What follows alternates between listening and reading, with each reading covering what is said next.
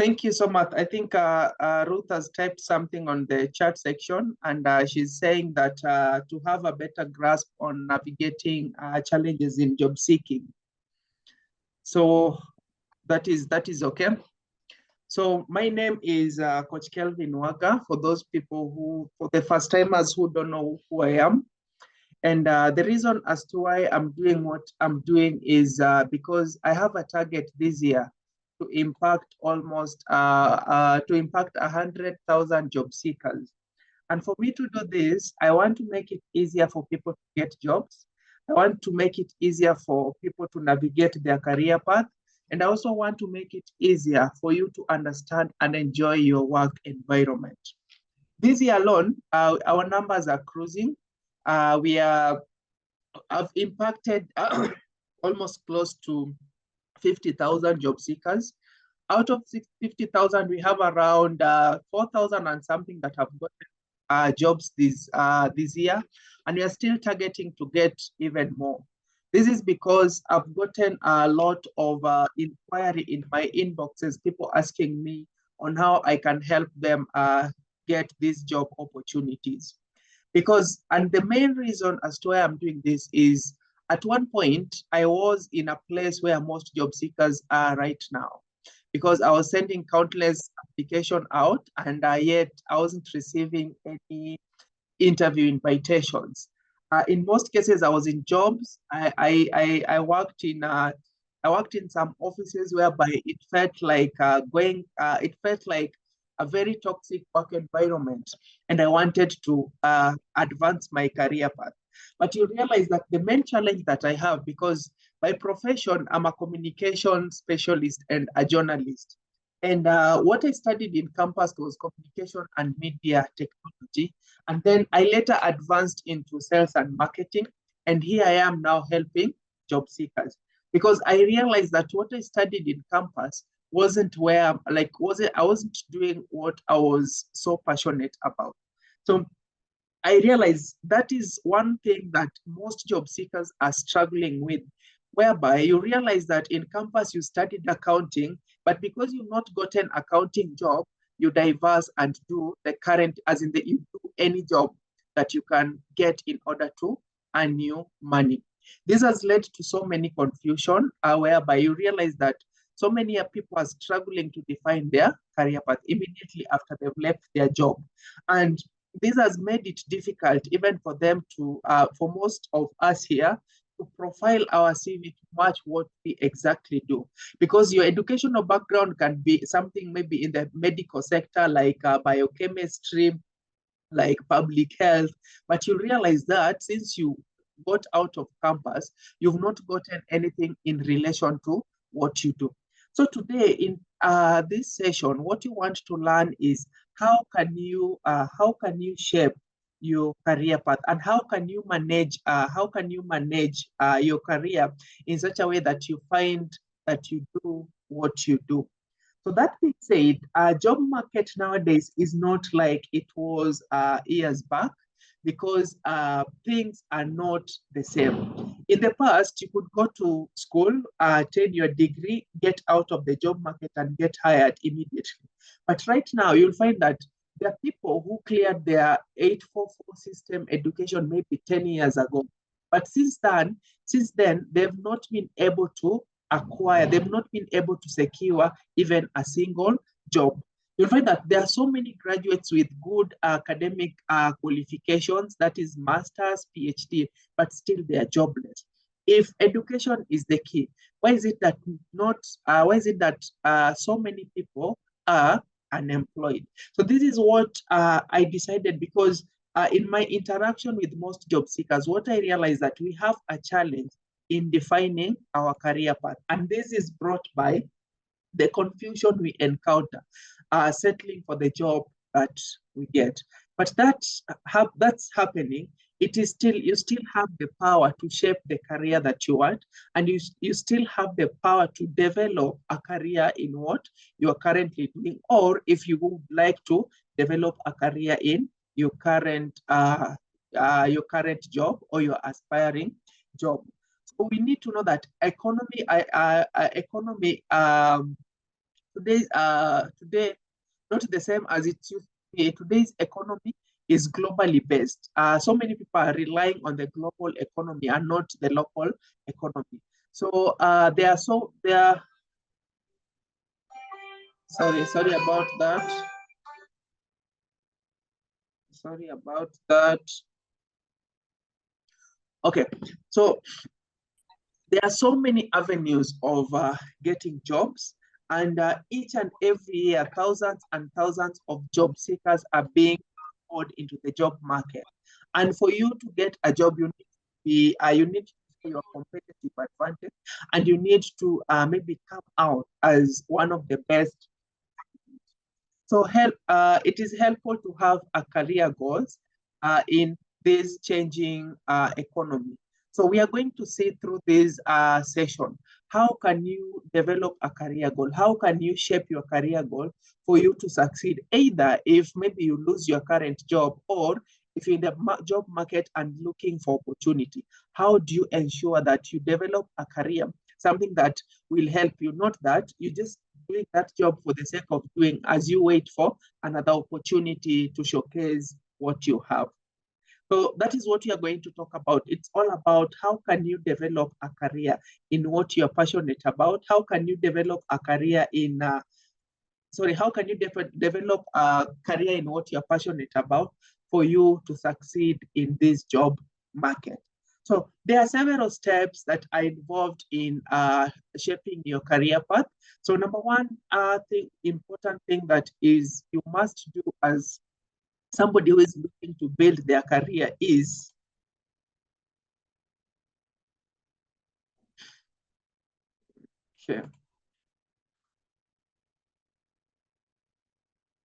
yeah, number one thing that you need to do is you need to assess yourself, and you are going to see how can you assess yourself.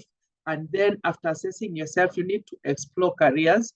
After exploring the careers, you need to go, the next step is create a plan and set goals. Then you expand your skills, and then finally you get that job. So this is what we are going to talk about today. And I know through this process, maybe some of us has questions. If you have a question, you can either note it, you can utilize the chat session, or you can note it down, and then we'll discuss the question. We'll discuss the question during the Q&A, during Q&A. So, for you to know yourself, like for you to do the self-assessment, there are things that you need to you'll forgive me, because at the same time I'm trying to also accept people into the meeting. So there are skills for you to know yourself. You need to know, where does your strength lie, where does your experience lie, what are you so passionate about, and what is it that makes you the best candidate for any job or for your dream job. So skills can be categorized into three. We have the knowledge-based skills. These are skills learned through experience and education, what you study in school. And then we have the transferable or portable skills. These are skills that you bring to your job, as for example, managerial skills, customer service skills. And then once you've learned this, there are three, you need to create a self-assessment. And for you to do this, there are three pieces of marketing for a job seeker. If you want to identify your skills, the first one is previous experience. The second one is portable skills. And then the third one is personality. So we are going to see you realize in most cases, for instance, you've studied, let's take an example, you are a graduate of procurement, but in your role, you've never done procurement. So you'll find that you went and landed a job as an administrator, or you went and landed a job as a salesperson. You've you've performed sales for maybe a period of 5 years. But still, if you look into your profile summary, you realize in most cases you're saying I'm a graduate of supply chain management, but you realize that there's some kind of conflict in the in your job profile summary. So we are going to see how can you shape all these skills to match a specific how can you shape all these skills to match a specific role or a specific job that you want to do. So that is what we are going to all focus on. That is what we are going to focus much on today. So any job seeker or anybody who is looking to shape their career, the first thing that you need to do, you need to identify, you need to list down all the experience, all the skill sets that you possess. If you've been in customer service, if you've been in sales, if you've been maybe in a data entry job, if you've been in a medical field, you need to list down all the experience, all the skills that you perform. Remember, we've talked about the 3 P's: the previous experience, the portable skills, and then the personality. So for if you want to shape your career path, if you want to really know what you're passionate about, the first thing that you need to do, you need to list down all the experience that you've acquired, either through education, either through your work experience. And then once you've listed down, as you can see, they are listed down here. The next thing that you're supposed to do now is you're supposed now to, once you've listed all the skills that you possess, and every job seeker has a goal, every job seeker has an objective, in that this is the kind of job I would like to apply, or this is the kind of workplace I would like to fit. Now, you need to visit the skill sets that you listed down and then start narrowing down these skills to match. And remember, we've said that portable skills are the skills that you bring to the table. So once you've listed down all the experiences, all the skill sets that you have, the second step is now you narrow them down. So for instance, you'll see we have customer service, we have communication, we have writing skills, we have good at coordination, you are team leader, you're problem solver, you are project, you have the project management prowess, you have excellent follow through, you have good with budgets, sales, negotiations. Those are all the skill sets that you perform, as in those are all the things that you can do in that either you gain the experience through school, you gain the experience through your previous employment. And then now the next thing is you come and narrow this skill set down. What are you passionate about doing? What is it that when you're waking up in the middle of the night, you can do it willingly, you can do it with free will? Once that is done, what are some of these skills that makes you the best candidate? So for instance, here we have, like the examples I've just given there, we have the portable skills, that is customer service, you are self-starter, you have writing skills, you have team management, you have organizational skills, you are good at coordinating things, you are a team leader, you are a problem solver, and your project management, you are excellent, you have excellent follow through, and you're good with budget and numbers. So these are the skills that you bring to your dream job. If, for instance, you are to get that job, how can what are the skills that will define you? What are the skills that will make you the best candidate? So if you list down now the portable skills, that is the second step that you're supposed to do. And then we have those skills that now define your personality. Like we've talked about the skills that you acquired in school and the skills that maybe you're good at. Now we want to know who are you? Like, what is your personality? So you need to list that one under combination. The third P we talked about, which is personality here. So you need to list that one down. What adjective or what are the verbal words that can be used to describe you? For instance, are you self-starter? Are you independent? Are you friendly? Are you well organized?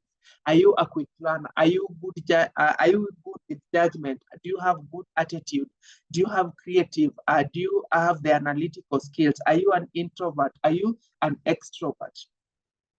There's the advantage of coming up with these two sections, this section and this other section, is that it will help you profile yourself. It will help you identify where you have the strong strength, and it will also help you identify where you need to improve. So first thing first, because this is where if you want to get it right, this is where you need to focus on the most. I've had people telling me that, yes, I have HR background, but I've worked as a customer service. I have low background, but I'm working as maybe a customer service. I have this particular set of skills, but I'm working as customer service. So how do I bring my skills to I clearly identify or to clearly define who I am or what I can do. So if you follow down through this, and maybe this is an exercise that you might do after this session, note down the skills that you possess, note down the portable skills, the skills that you bring to the job, and then note down the personality. I know you might be asking yourself, how do I know about my personality? In your place of work, or maybe there are things that people have said about you. Maybe so-and-so is good in customer service. Hey, by the way, so-and-so is really doing good, is a good team leader. You have the leadership skill. So-and-so is good with time management. So if you can list down all that and then identify, you realize that some of them will contradict with each other. But the first step is just to list the relevant skills. So once you've done that, you'll find that assessment now will help you discover your strength and talent. Assessment will help you discover your strength and talent. Sorry. Then they'll allow you to spend time thinking about yourself and make informed decision, especially when you're for a job. Because the reason as to why I'm saying this, because you realize that, for instance, you have a background in accounting, but you've never done accounting job. Maybe due to connections or maybe due to luck, you fell into maybe the sales job. You've performed the sales job for 7 good years, but still you're passionate about accounting, but you don't have the relevant experience. So if you do the self-assessment and identify your skills, you can now build your career around the skill set, the portable skills that you bring to the table. And why is it important for you to assess yourselves? This is to help you understand yourself. Understanding yourself will help you find a more satisfying career, a job that when you wake up to on Monday, you can be passionate and you'll be looking forward to a time, maybe extension. Because in most cases, what I've realized that most of us in our places of work, we highly look forward to Fridays, but when it gets to Monday, you get a lot of complaints, oh, Monday blues, or maybe I don't feel like going to work. So assessing yourself will help you, assessing yourself. I don't know why somebody's changed the language to Chinese, but it's okay. Assessing yourself will help you understand and make an informed decision. So what are some of the advantages, or what are some of the advantages of assessing yourself? And when you talk about assessing yourself, remember what we've talked about maybe the previous slide. So assessing yourself will make you make a better decision, a better career decision. So, will make you make a better educational and career decision. Because you've gone to campus, you've done a diploma course, a certificate course, or maybe a degree course. But along the way, you realize that what you studied in campus is not what you're passionate about. If you do the self-assessment, now you'll be able to identify what is it that makes you smile? What are these kind of skills that you possess that you feel are like when you're given a task to perform, you do it willingly? Or once I have these skills, how can I advance these skills maybe to,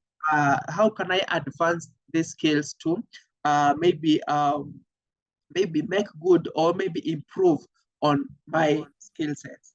Number 2, it helps you save time. If you've joined, kindly please mute your mic so that you don't disturb other listeners. So it will save you time and money in your job search.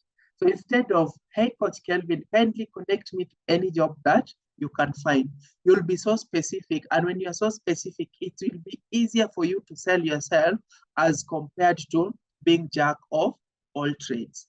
And the reason as to why I'm focusing on this is I've realized even when you're doing your CV, because I've done so many CVs, I think the other month and this other month, there are something that we don't understand about the skill sets that we perform. Because you realize most of us, we list all the skills that we have, even though they don't get to match with the job that you're applying for. They don't get to match with they don't get to match with the job that you're applying for, or they don't in any way add value to the job that you are applying for or to your personal experience. So only if you're doing the CV, especially under the skill sets section, look at these skill sets that when you're given time, when you're asked to explain or when you're asked to elaborate, you can do it well, as in you can do it with a lot of ease. So assessing yourself also will help you prepare you to making a better impression during the interview. So instead of just being everywhere with your words, with your answers, you realize that once you've defined and once you've known where your strengths are, it can be easier for you to express yourself. It can be easier, like you can do it flawlessly without any difficulty. And then finally, assessing yourself will help you show the employers how your interests and skills and the value fit the job. So as a job seeker who is looking to shape their career path, the step that we've talked about will clearly help you identify what is it that I want to do with my life. For instance, you studied nutrition in school, and maybe due to one reason or the other, you're not in the line of nutrition. You've gotten into the administration and the HR job. And this is a job that when you do, you feel so easy, you feel at ease, and you feel like enjoying your job. So assessing yourself and identifying all the experience, all the skill sets that you have will help you in your career path, and it will help you make a decision. And I'm hoping I'm answering the question is, I have studied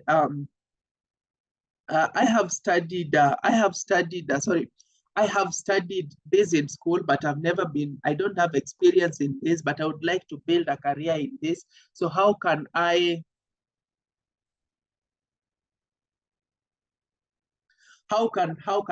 match my skills to practice what I studied in school? I'm hoping that one will help. Will help us answer that question. You've explored, you've accessed yourself, you've identified the what makes you the best, what clearly defines, what kind of career clearly defines you. So what is next? You need now to be ready to explore opportunities or occupation that may be right for you.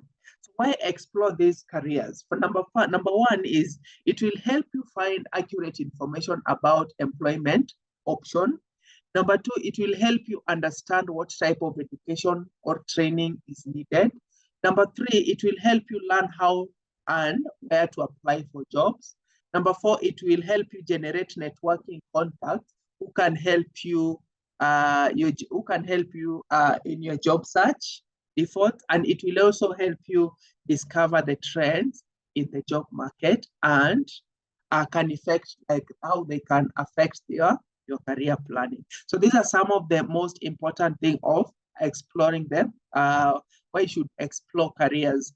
You've assessed yourself. Now the next thing is what is the best fit for me? What is it that I need to focus my energy on so that I can build a career around it? So that when that is done, remember the first step we talk about, the second step now we are talking about. Now you need to have a tool whereby you can organize your job. You can organize your job search. And I've come up with some simple table here, at least to help you rank these job opportunities. Based on the skill set, you can list like 2 or 3 or the number that you feel that you have. So you list the occupation here. If it is customer service, you need to have the overview of the occupation. And then the next thing is the education. The next thing is education and the trainings needed for you to get that job. And then also you need to check into what are the wage ranges, or like what are the salaries that you expect to get to, what are the salary range that you expect to get when you get that particular job. And then now you need to have the pros and cons to consider before you settle for that specific job.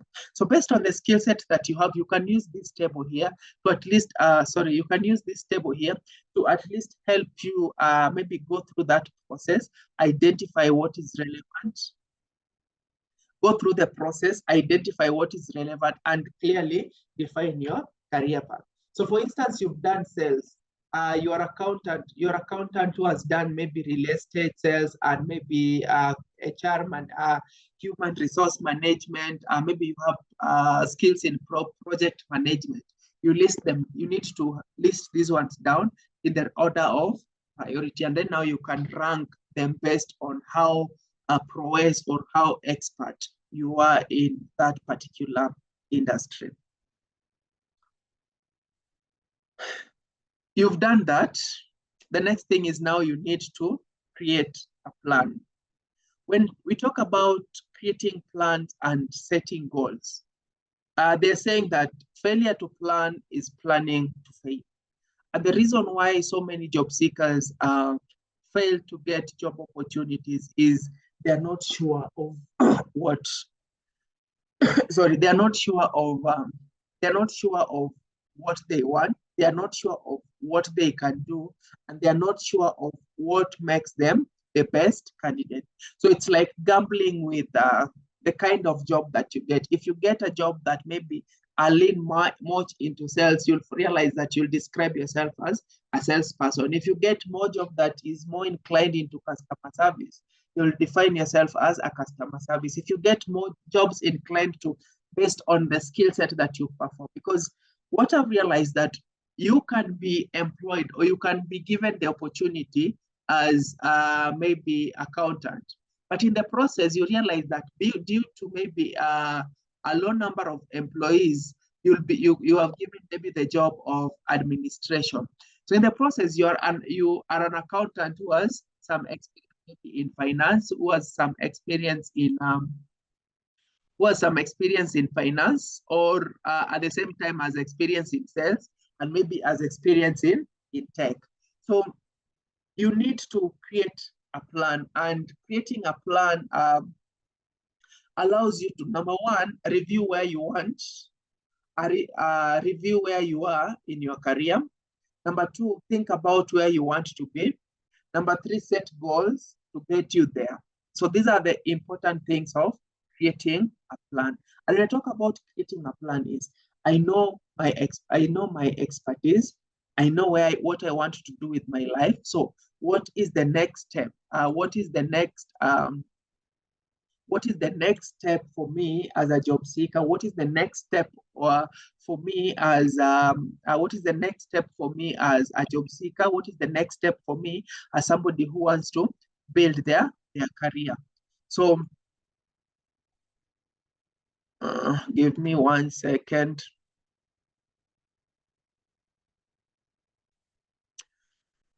That is there. Then when it comes to setting goals, so goals are things you want to accomplish or change in your life. So we all have different goals. Your goals should lead to action steps and help you measure process. So your goals can either be educational or employment goals. I want to attain my master's to help me do A, B, and C. I need to get a certification in A, B to help me maybe achieve C and D. Reaching your goals will take effort and organization. And then you need to categorize your goals either into short-term or long-term. What do I need to do with my life in the next 6 months? What do I need to do with my life maybe in the next maybe 1 year? And then in 5 years' time, where do I want to be in terms of my career? In maybe 10 years' time, what do I want to do with? What do I want to do with my life? Do I just do I just want to gain experience and then call it quits? Do I want to spend time? Do I want to spend time maybe gain this experience to get into the managerial? So having clear goals will help you define your career path. And then your goals should be, you should have SMART goals. And when you talk about SMART goals, they should be specific, they should be measurable, they should be attainable, and then they should be result oriented. So when I talk about specificity when it comes to goal setting, number one, you need to state exactly what is expected of you. And then you need to answer the W questions. What will be accomplished? Why is this important? Who is involved? So once you get to answer those questions, it will help you maybe shape your career path. Then you need to have goals which are measurable. So define what evidence you will provide, what evidence that will prove you are making progress and relevant when necessary. Is it the career advancement? Is it maybe your pocket wise? Is it maybe your personal development? So you need to define what evidence will prove what evidence you will prove that you're making the relevant progress. Then you need to answer questions such as, how much do I expect to earn maybe in my career? How many years maybe do I need to invest for me to get where I am? How will I know if I have accomplished? How will I know if I have accomplished? How will I know if I have accomplished something? And then attainability, a goal that is written, a goal that is within your own capacity to finish, given your current knowledge, skills, and ability. You cannot say you want to be a CEO if you just freshly graduated.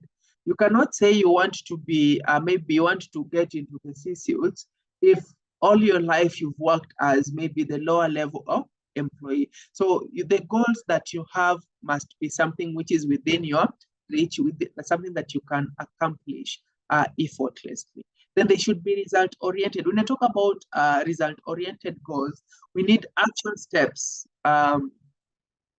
We need action steps will result into making progress in long-term career objectively. And then they should be timely. When you talk about timely, must have a target date or time frame. A deadline helps you focus on the completion of your goals. So for example, we might have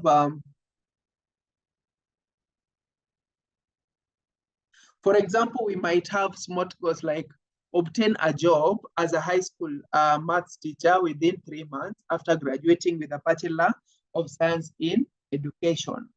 Obtain a full-time job with benefits as a sauce chef at a local restaurant in the next 2 years so that I can support my family. So every job seeker should have career goals. They should have maybe set the career goals that will help them direct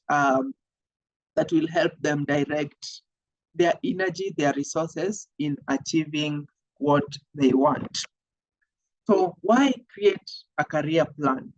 So something isn't quite, you realize that in most cases, and this is something I experienced, personally. There are some kinds of job that were so draining to me in that I was so much suffocated when I get to the office because I could clearly feel that this was not the right thing for me. This was not the kind of job that I want to do. I was just on that particular job because of paying the bills. But if the bills were taken off the table, I could have quitted the job maybe 7 years, 7 months prior. So something isn't quite right. You're not feeling like you're living your life purpose. So this is why you need to create a career plan. Then you'll find that compensation, like you're not getting what is commensurate to, like you're not being compensated your input and your output. Either you're being paid less or you're not getting the kind of satisfaction when it comes to the commensuration. So you outgrown the position that you want. You may be in one position for quite some time and you want to grow that. You want to grow maybe in the level of in terms of promotion, or you want to grow in terms of salary. And then, or maybe you realize that it's also why you need to create a career plan is desire to learn a new skills. So like, for instance, I'm ready for a new challenge. And in most cases, people have gotten so many, in fact, I've been dealing with a lot of managers and they'd be like, I've been in this position for the past 10 years, and I think I've outgrown my skills. So I need something that will give me the challenge, something that will get me out of comfort zone. Number three is you need a career plan if you're stuck. So do you need opportunities to grow? Because you can just be stuck into your job. I don't know, and I don't know if most of us experience what have this experience in that when you get into the office, you're doing the kind of job that you do.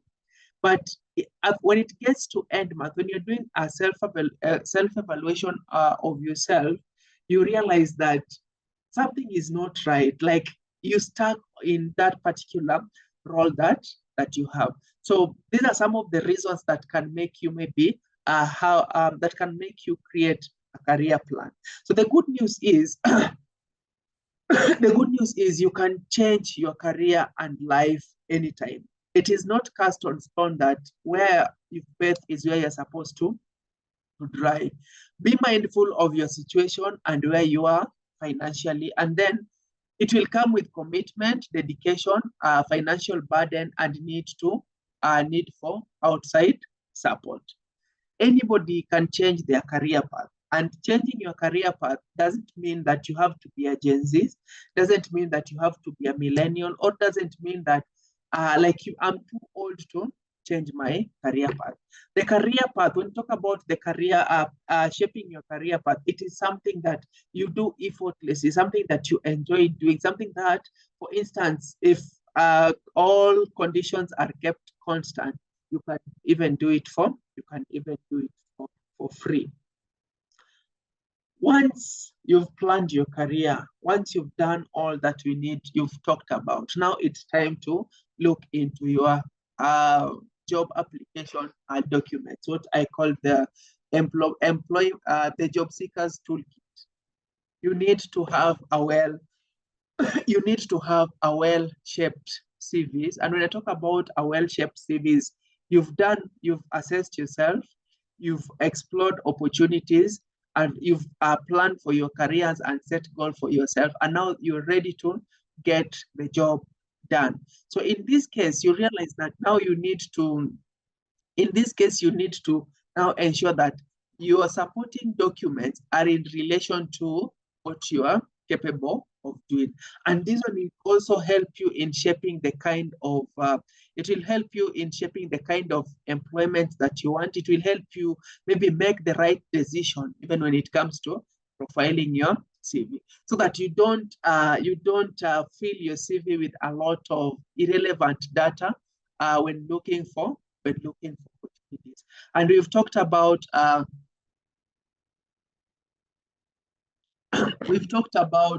CVs and how you're supposed to do a good CV. But for the sake of this, for the sake of this session, we're just going to say what are some of the things that your CV should have. So your CV should have heading and contact information. And I'm reiterating on this. There are some irrelevant data that maybe are limiting your chances of being employed. In today's economical age, nobody is interested in knowing your marital status. Nobody is interested in knowing whether you are a Kenyan citizen or not, unless it is asked. Nobody is interested in knowing maybe your age. Nobody is interested in knowing your addresses.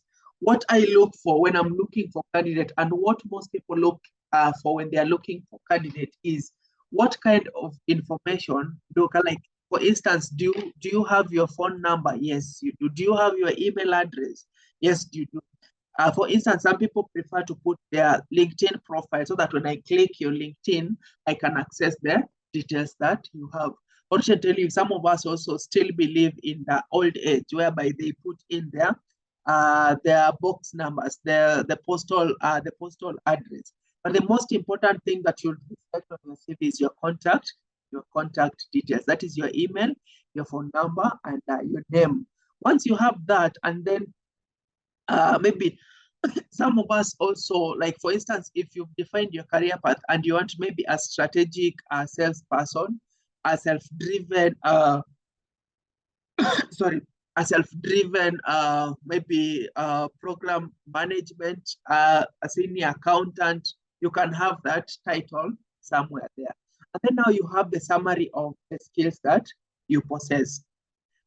Sorry, before you get to the summary, you need to have something we call the profile summary.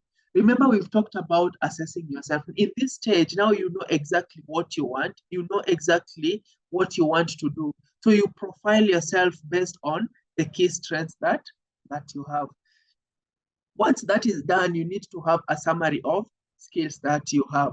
Don't just list maybe 20, 40 skills in the CV. These won't earn you any points, especially when you're looking for a job. And this is something I tell candidates most of the time. I tell maybe job seekers that I work with, you can have 5 skills. You can have 5 skills that are well explained, and somebody can have 20 skills that are just listed there.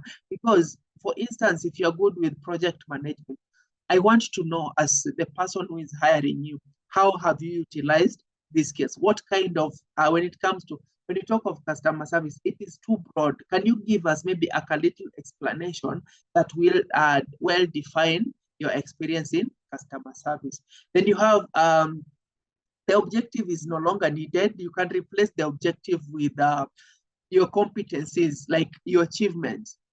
In your work experience, there are those things, especially when you refer to the skill set. There are some skill set that you've utilized to achieve specific results, or maybe solve a particular problem in your place or your previous place of work. Highlight these achievements and let these achievements match with the job that you're applying for. And this is why it is very important as a job seeker that when you're applying for a job, and this one is something I'm reiterating, always check for the keywords in the job advert and then use the keywords to edit your CV, so that when you're highlighting the achievements you're proud of, it makes it easier now for these people to hire you. Not everybody goes through the whole CV. The first 2 pages or the first page of your CV should give somebody a hint whether they want to hire you or not. Some of us are having good CV, but you'll find that whatever the employers are looking for are hidden maybe in the employment history. And not so many people have the time maybe to read through your employment history to pick the particular skills or pick the particular things that makes you the best candidate. So you can have your employment history. Under your employment history, you can talk about your key achievements and results, or the responsibilities that you used to perform. Make it different. When you're listing this responsibility, stop just setting down admin management. Stop just setting down things like randomly. Go ahead and tell us, how are you able to get involved in, how are you able to get involved in this particular roles? This is some people, if you've been here and I've worked your CV, like my team and I have worked your CV, you'll clearly see that we go an extra mile in explaining these roles for you. And this is what has led to success rate of many people getting job opportunities. Not that I'm good at making CV than anybody else, but sorry.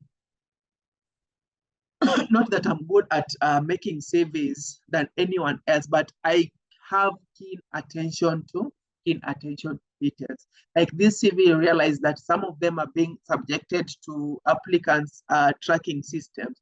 And if whatever we talked about and in whatever like we've been talking about in previous sessions are not reflecting on your CV, you will keep on applying for jobs, but you won't get that chance of being called for an interview. Then if you have other professional, you need to have the education. After the education, if you maybe attend some professional developments and trainings, then maybe you are certified, you've got CPA, you are certified. If you're maybe in HR, we have something like high HRM. If you're in maybe marketing, you can be a members of chartered something. If you're into public relations, you can be PRSK and all such kind of stuff. And then if you have the membership trainings, you can just list them to have maybe help you strengthen your CV. So all that is done. So what you need to do, what you need to do is write down what you do. So your job title and your resume only say so much about you.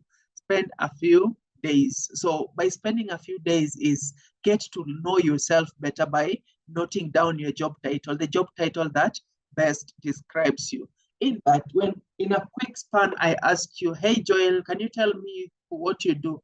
I am like you try to avoid those moments. You can clearly jump in and tell me what clearly I want to understand. So you need to start with the core responsibility of your position, then write down everything else you're doing. Write down everything else you are doing, even if it diverges from the actual jobs and duties. So there are a couple of ways you can do this. So you need to keep a work diary. So write down your successes, write down your failures, and write down your activities. Then getting things done. So take time each week to take a stock of what you've accomplished and prepare for next week. Then you can come up with a short list. So coming up with a short list, on this list, you can have things that you absolutely hate doing. And maybe if it's your role you've been assigned, you hate doing them.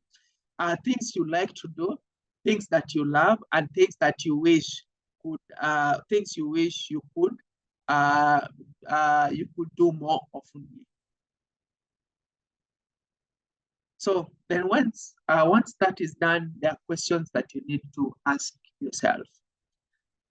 Asking yourself these questions will make you understand yourself better. What are my strengths, both personally and professionally? What are my weaknesses? What are my weaknesses, both personally and professionally? Do I want to stay in this job or in this particular field based on what I have assessed about myself? If I change jobs, would I like to manage people? If I change industry, which field am I interested in? What is it about this industry that excites me? Has it always interested me? What am I doing already that will serve me well in this field? What type of company would I like to work for? And what about the company what about that particular company is most important to me?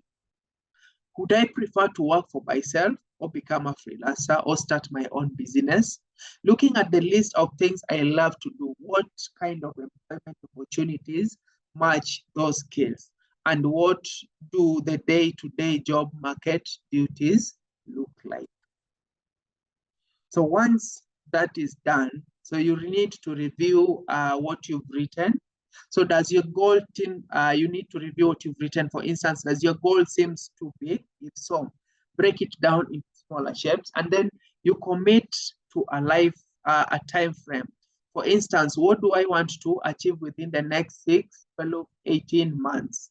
How and when will I achieve my training and educational goals? Then you need to, once you have the smart goal setting, some success comes from doing the things consistently and doing them well. And then you need to take that step and start.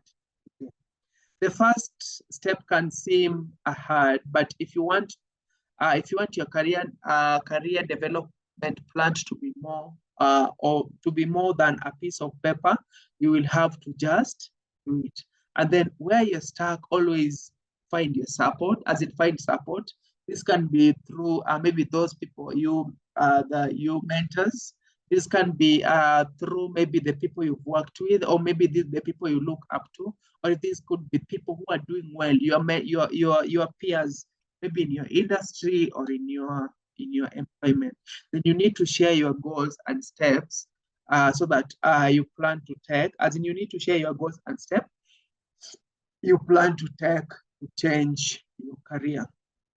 So that is all I prepared today for the career change. What I want us to focus on more next is, yes, we've talked about this, and you'll realize that not, I know sometimes it might be hard to grasp all that in a go. But I would urge you that if you want to really be competitive in this job market, if you want to really make it in this job market, you need to clearly identify, you need to clearly identify and start working on your career. The advantages of maybe shaping the advantages of shaping your career path is it will help you clearly define what you want to achieve. Number two, it will help you maybe grow your career, because nowadays you realize that one job will not be self-sustaining and you need some other things to supplement. So having a clear career plan will help you as a job seeker maybe get the jobs first. Number two, it will also help you when it comes to the interview, and even it comes to networking, it can help you express yourself easily to your potential employers. So the most important reason as to why I started this session is I want us to have I want us to have a clear career path, each and every one of us. Not all of us have money to pay maybe career coaches to take us through this. So this is why I've made it so simple without complicating, so that at least we can get to understand. I'm opening the floor to questions. I don't know if we've learned something today. So if you have a question, you can if you have a question, you can ask. Today I wanted to make it short but very simple. So I'm opening the floor to any question. Any one of us who have a question? Meanwhile, I'll utilize the chat box. Meanwhile, I'll utilize the chat box.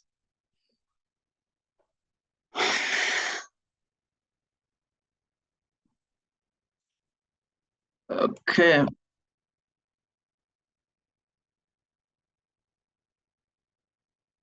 So if you have a CPA and MBA, for example, and you have 10 years of experience in procurement and passionate about it, but when making application, you end up with over 10 regrets, what could be the problem? I think I have answered the question. Anyone with a question can raise. You see, the good thing of asking questions during this session is at least you tend to get solution to your weaknesses, you tend to get solutions to your struggles. Any questions or any addition? It necessarily don't have to be a question. Hi, Kevin. Hi. Let me ask a question. Most probably it was not covered in this session, but I've seen it in most of the interviews that are upcoming about the intro video. Is it the same as giving tell us about yourself kind of a question? Yes, it is. The intro video is like the profile summary of your CV. Okay, thank you. Yes. Okay. How was the session, Mary? The session was very great. It was very informative. At least I know I can change my career at any age. That's what you've told us, and it's good to know because some of us have been in the industry for quite some time now, and maybe we are feeling stuck with our careers, and we want to change and do something different. Based on our passions and skills currently. And so, yes, it has been very insightful for me. And I hope I will be coming back with some positive news soon. Huh? Thank you. Anne is asking, for example, if you have worked in like 5 companies, when telling about yourself, do you have to say all the position you have been in? Not really, Anne.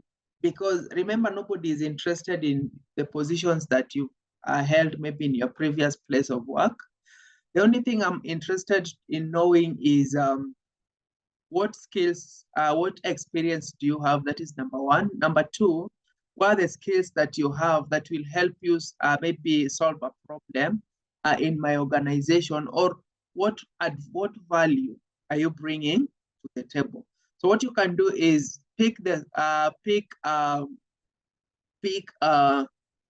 specific skill sets or specific experience in your previous role and use them to talk about who you are. You don't need to mention I have worked for, because this is a question also I get to is experience a lot when I'm coaching candidates for the interview. In that, remember, if you've been told to talk about yourself, it's something that you can even write a book about.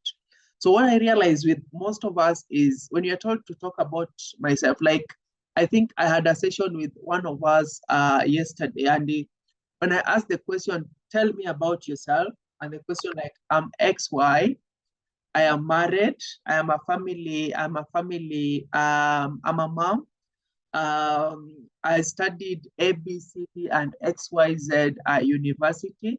I have worked for A, B, C, D, E, F, G, H.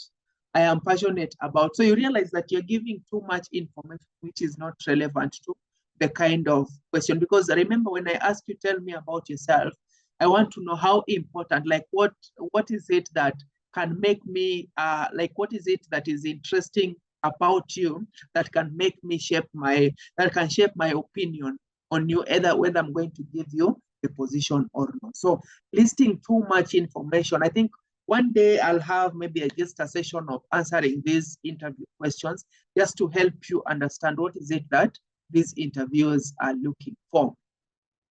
How do you know his or her weakness? I am trying to get the question, how do you know? I'm trying to imagine that you're asking, how do we know your weakness or your strength? When it comes to your weakness, remember the step where we talked about listing the experiences, the skills that you possess. So out of those experiences, that the easier way to do it is listing down. For instance, if you've worked in sales, you've worked in customer service, you've worked in HR system, list all those down, and then ask yourself, where have I performed dismally or where have I performed excellently? And when you do that, at least it will be easier for you to identify your weaknesses and your strengths. When it comes to your weaknesses,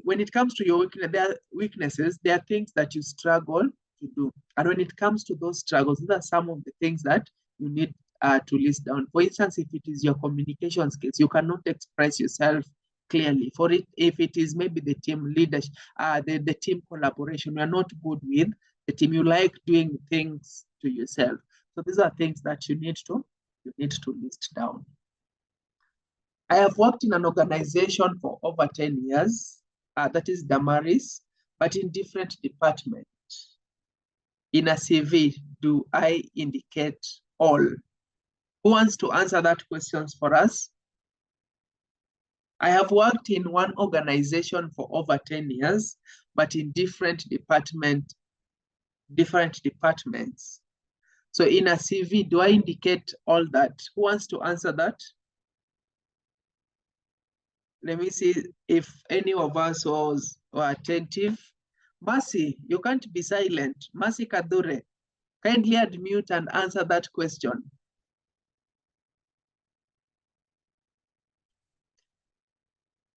Mercy.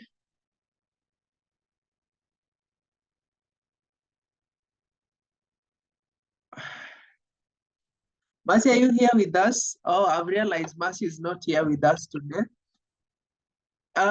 Remember, we've talked about listing the key experiences. Remember, we've talked about what you want to achieve. Always, when you are doing your CV, refer to the job advert. And when you're referring to the job advert, look at what they are looking for, look at the strengths that you have, and only list the key important things. Because you realize that if you do it, you'll be like a jack of all trades. And I'll give you a perfect example. You've gone to the hospital. You need a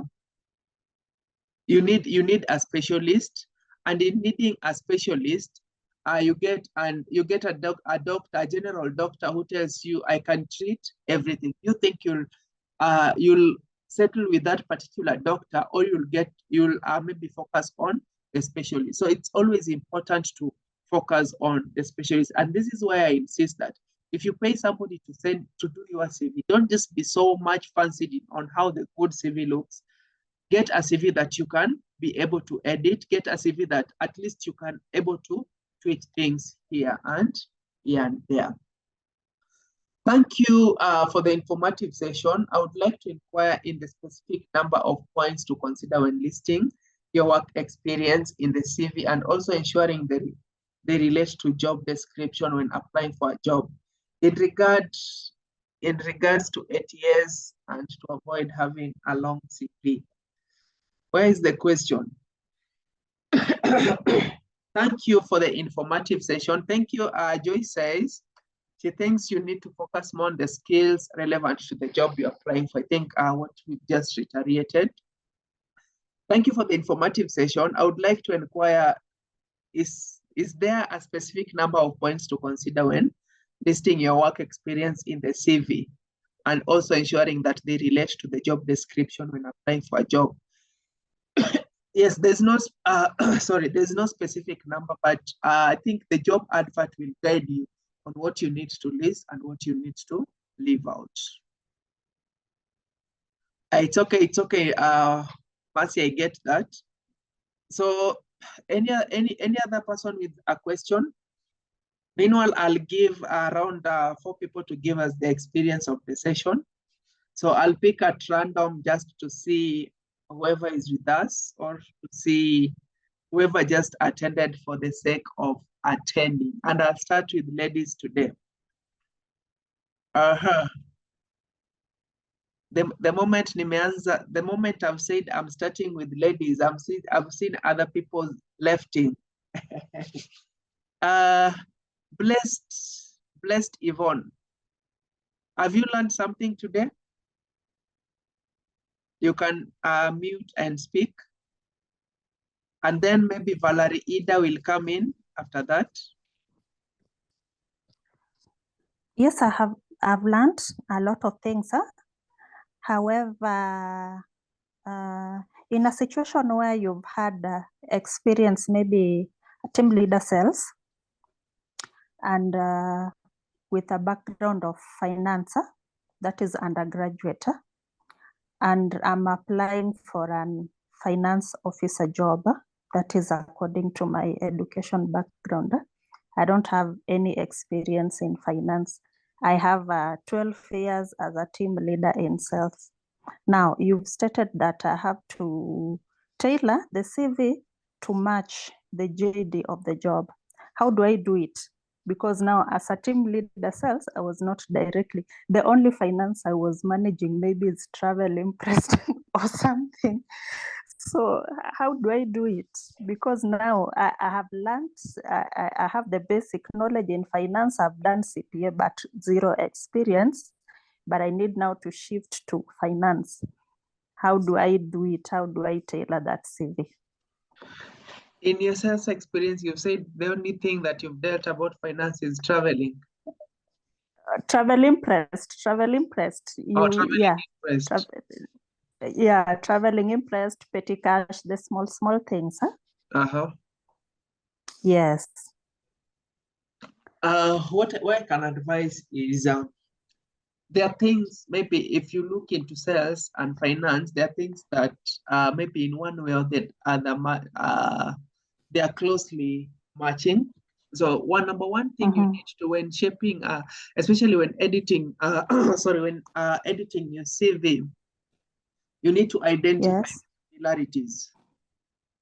Number two, because you realize that your finance background, maybe in one way or the other, helps you close sales, and maybe helps you when it comes to explaining to the client, maybe the how do I call it, the mathematical terms. You understand what I'm talking about? So if you want to shape your career, in finance is the only thing you need to convince the employees, how can you utilize the same, how can you bring the experience in sales, at least to have maybe come in as a continuation to finance. Because you might not have experience in finance, but in one way or the other, you realize that things that you studied in finance, at least now you can help the sales team. So when it comes to shaping maybe your career path in the same, it's like, for instance, you can be brought in as a finance specialist, maybe to help maybe people in the sales department. So you have experience as a finance, for instance, you are a specialist in finance, but the experience maybe you have in finance that can help the sales teams.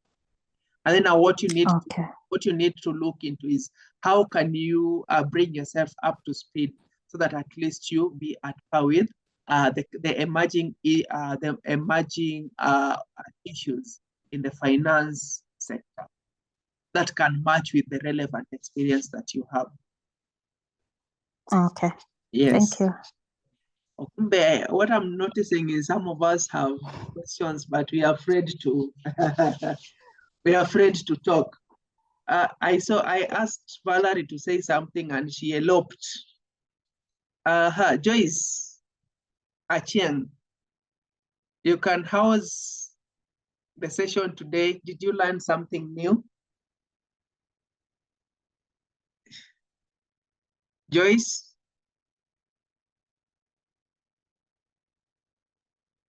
Hello. Yes, yes. Good evening, everyone. Good evening. Good evening, coach. Good evening. First and foremost, I'd like to say thank you for the invite. It's my very first time on this kind of platform, and I've learned a lot today.